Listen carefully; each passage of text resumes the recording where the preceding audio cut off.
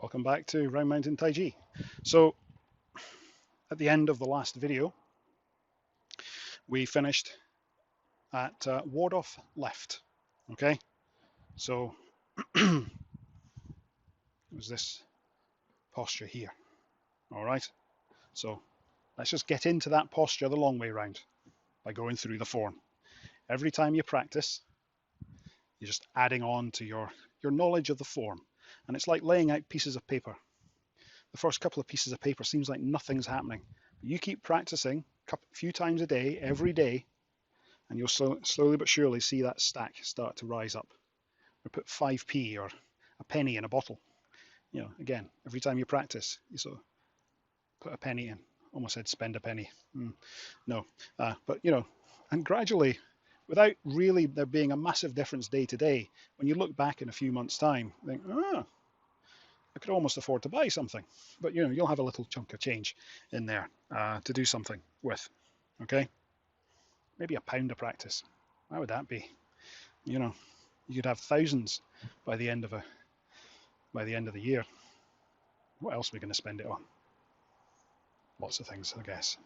Anyway, so heels together, toes apart, gazing off into the distance. So we sink all the weight down onto the right leg, hands inflate in front of the thighs. Let's step out to the left. Transfer the weight onto that left leg. Square the waist up to the north, pivoting on the right heel. And stand up, equalizing the weight. Arms rise, led up by the wrists. Then the fingers rise. The elbows sink and the hands come back. The elbows go back, fingertips point to the ceiling or the sky. Hands come back down in front of the thighs. We sink, turn the weight and catch the moon. We transfer all the weight over onto the right leg, squaring our waist up towards the east.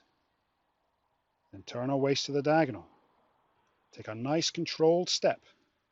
We transfer the weight, the left hand rises, the right hand falls. As we get beyond the 50-50 mark in our legs, we can then turn into that front foot, pivoting on the right heel. Always pivot on that rear heel because it helps shorten our stance. And we're into ward off left. Okay. Bearing in mind we should have this width in here as well. So before we go and look at the next posture, just a quick thing on this one. Okay.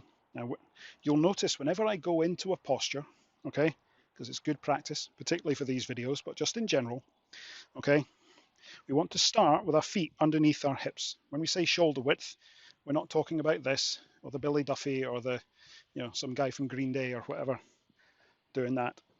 It's sort of more or less straight under our hips, okay? It gives us a bit of stability in this direction.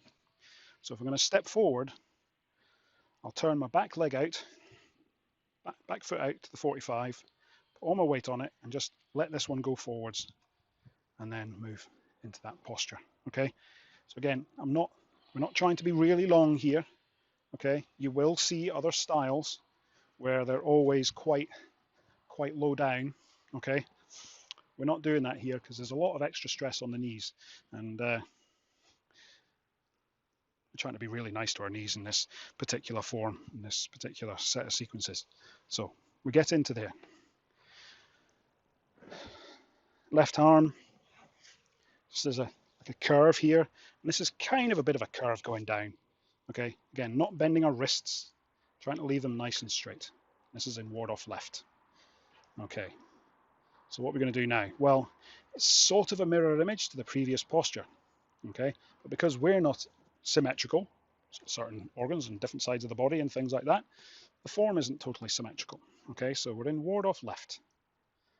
It's going to shift all the weight forward onto our left foot and we catch the moon. So this is still a mirror image to what we did before. And we're going to turn to the diagonal. Still very much a mirror image to what we've done before. Then we're going to take our step. Same type of step as before. So heels going roughly where the toe was. Okay, so it's going to have a bit of distance to the back. We're not going straight to the west, it's sort of to the back slightly. Then as we transfer the weight, the right arm is going to mirror what the left arm did. It's just the left arm's deciding to go a bit rogue.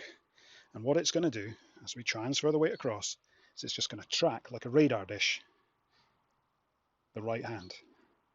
Then again, when we get to that 50-50 mark, 51-49, we're going to then turn into that front foot, pivoting on the left heel. And we're here, like we're holding a small ball of energy. So we've sort of squished itself down a bit.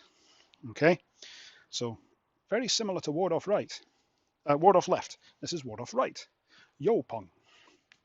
Okay, so again, let's get into that posture. So turn the back foot out, all the weight on it. Take your gentle step forward. So it's that step where we're not going to hit anything by accident.